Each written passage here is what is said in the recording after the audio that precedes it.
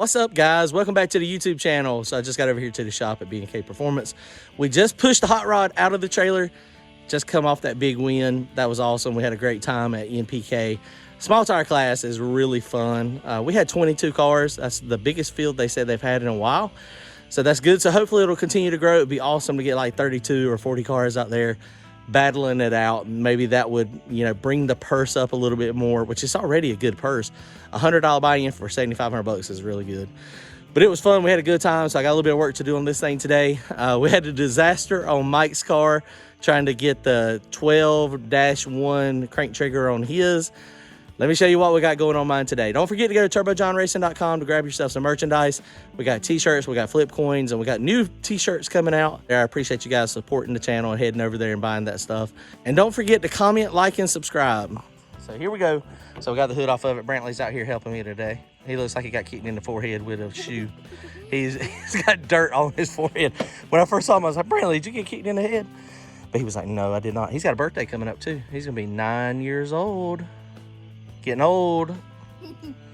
All right, so what we're doing today. So when we were racing David Brinkley on Saturday, we got lucky. We sat in the staging lanes for quite a while. We were up there for about an hour. There was an oil down, and it was blazing hot. Heat index was probably 105 degrees. I mean, it just gets hot. And so we rolled up there. He done the burnout, went to purge his nitrous, and he had 1,500 pounds of bottle pressure. So it would not purge.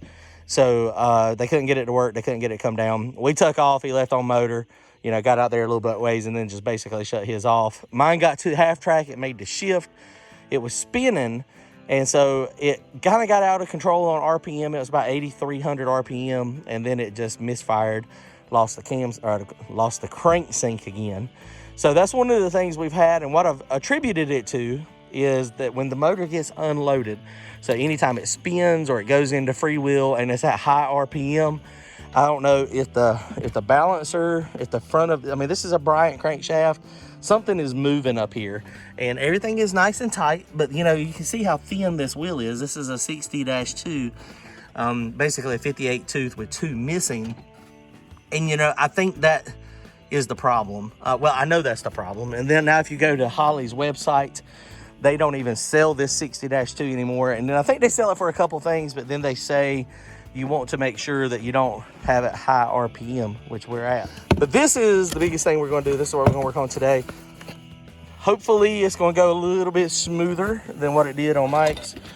This is the 36-1 for a small block Chevrolet. When this first came out, they only had it for a small block Ford. And you see this is substantially larger. Now the only potential issue we might have is it says that this is only good for harmonic balancers that are up to like 7.5 inches in diameter, or maybe it was 7.25. So I got to make sure. I don't remember what size harmonic balancer it is that I have. So hopefully that's going to work. If not, then we're going to have to get us another harmonic balancer. It comes with all the bolts. Comes with the sensor. It comes with the the little connector here. I guess if you need to repin it. But this one's already got the proper pin on it. I'm pretty sure for what I have. I hope so anyway. Hopefully the easier it is, the better. We'll get in there when we get to the shop. It's back there behind. Oh, I might have to repin that. Shoot. Number work. All right, here we go. Let's push this in. Hopefully it'll work good. This nice little sensor is a lot different too. This sensor is a lot different than the one I have on it. I think this one is a little more accessible. It's just a fine thread. And this is something that's pretty neat. It's got two spots here that are actually threaded so that you can do it. Setting it up in the computer should be a breeze. That's what I said about Mike's cartoon. It did not work. So hopefully this one will work and won't be as bad. All right, let's get working.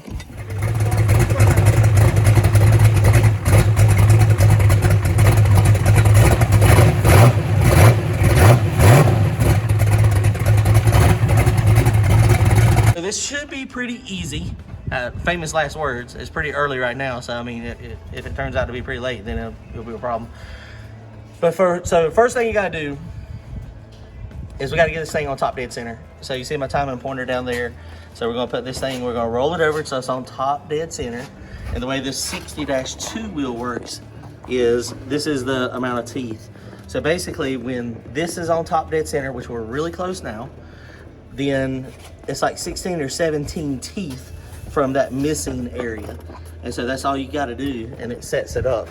So what I'm going to do is with the 36-1, it's got a marking. It'll be on the 7th tooth. So, but it's going to be, it should be pretty easy. This thing should be, I mean, very painless to put on, hopefully. So let's get started real fast. First thing we're going to do, put it on 0, and then we're going to start taking this thing off.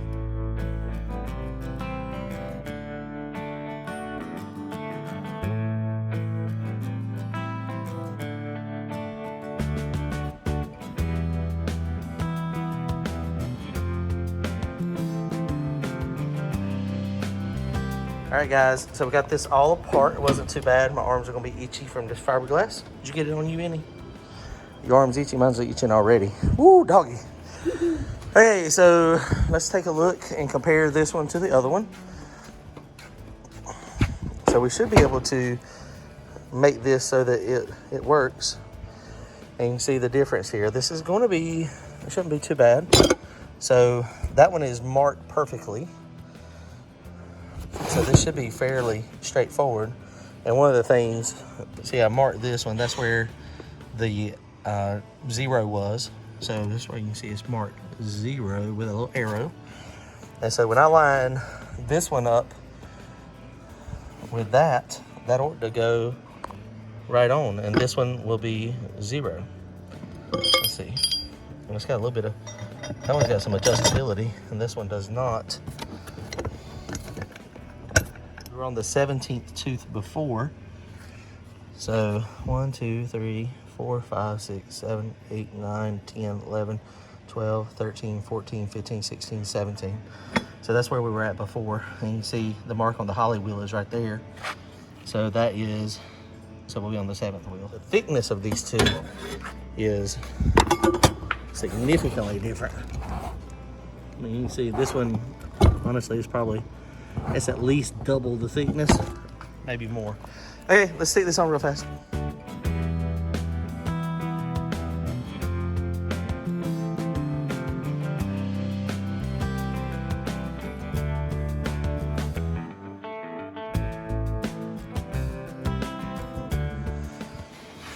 All right, guys, well, we are basically done here. It went on pretty easy. We have not cranked it yet, but there again, you see it's still on 0. So that's good. I may have to move my pulley out on the fuel pump here to line that up. It looks like it is moved. The pulley over here has moved out just a tad, and it was kind of on the edge of it. So we probably do need to move that out just a little bit, which luckily I have plenty of adjustment down there. So that's not a big deal. We'll just loosen the Allen screws up, move that out, and that'll be good.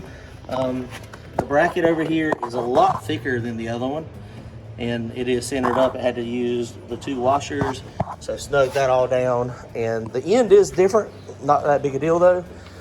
Basically what I gotta do is, the colors are the same. You have red, purple, and black. The red one, of course, is power, black is ground, and the purple is signal wire. And so basically it's gonna be the same way over there. So we will have to rewire it. If I had a different connector here, then it would be plug and play most likely. So let's do that, and then we'll set sensor gap. Sensor gap on this one, with the 60-2, we had to set it really tight. So the sensor gap before was at, 25 to 50 thousandths. This one can be 40 to 80 and still pick up pretty good. So we'll set it on about 50.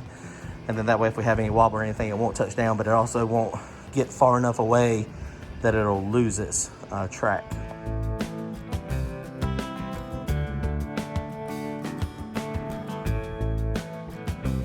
All right, guys, well, this should be pretty easy. Basically, I've got that thing all set up. I've got it pinned out up in the front, so hopefully I've done that correctly. You go into ignition, custom, and we were at 60-2, so all we're gonna do is change that to a 36-1. And so 36-1, we'll leave that the same, time and offset. We're on tooth number 7. And then we're gonna use digital falling here. And we may end up having to play with this some.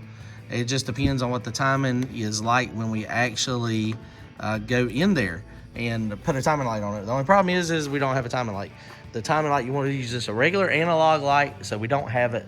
So we're gonna just see if it'll fire up. Hopefully it'll fire up and crank up. Let's see what happens.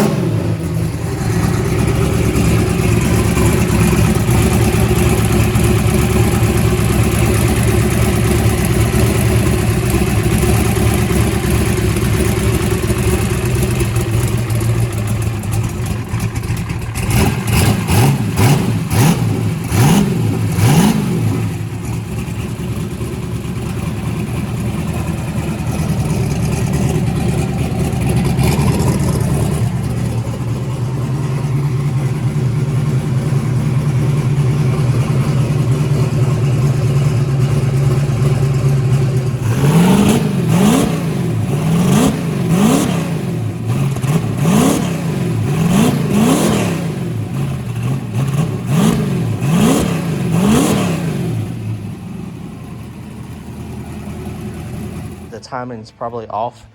You know, you guess pretty close on that thing, and I put it on the 7th tooth. But you do have to play with it from time to time. So I got to get a timing light. We'll put a timing light on it, and then that will be done.